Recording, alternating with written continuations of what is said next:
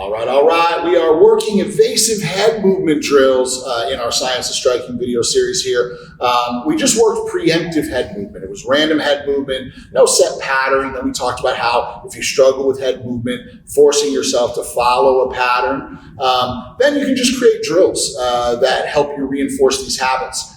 So right now I'm going to basically pick some random movements that make you pull, make you slip, and make you roll, right? So you're dealing with uppercuts, straight punches, and hooks in a set pattern, but a good head movement skill set. So as we're working through, who's going to go first? All right, so we're going to deal with the left uppercut. He's going to slip the left uppercut, right? Go ahead, who's going first? Boom. Now, here comes the cross. Right, so he pulled off of that, now he slips, here comes the hook, he rolls. Good. Now we're gonna bring it back home. He's gonna pull off of the uppercut, good. Then he's gonna slip the jab, good, and then he's gonna roll the right. Good. And then Tim will do the same. He's gonna pull off of the uppercut, and then he slips the cross. He rolls the hook, and then he pulls the uppercut, slips the jab, rolls the hook. And then you put it together, you can create a pretty dynamic back and forth drill where we're working on head movement, like Mark and Tim are gonna show us now. Make it sexy!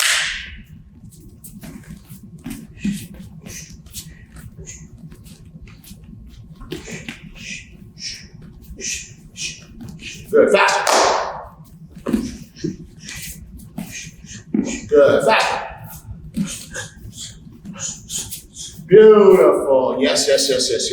And then we can add counters. Do we add counters throughout the drill, or do we add counters at the end of the drill? Do we add takedowns in the drill, or do we add takedowns after the drill? Are we offensive first and then defensive? You're only limited by your imagination. But you have to make sure that we get the evasive head movement portion of our defense down. And we're basically talking about slips, pulls, ducks, and rolls, right? Bobbing and weaving, all of that, avoiding any of the punches that are coming back to our head.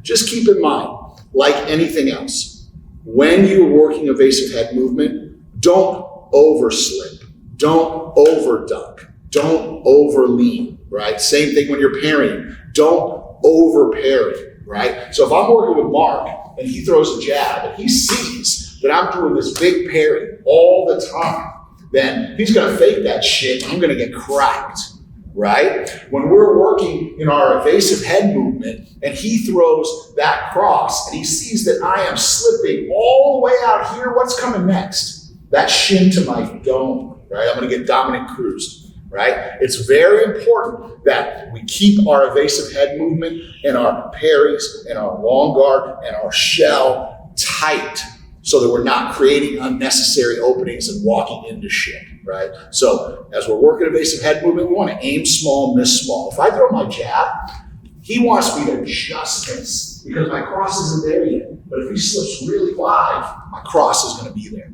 So he wants to make me aim small, miss small. Make them miss, make them pay, right? So lots of other drills you can do for evasive head movement, but these are some of the basics that are kind of fitting the Science of Striking model that we're putting together for you to keep track of. Give it a try.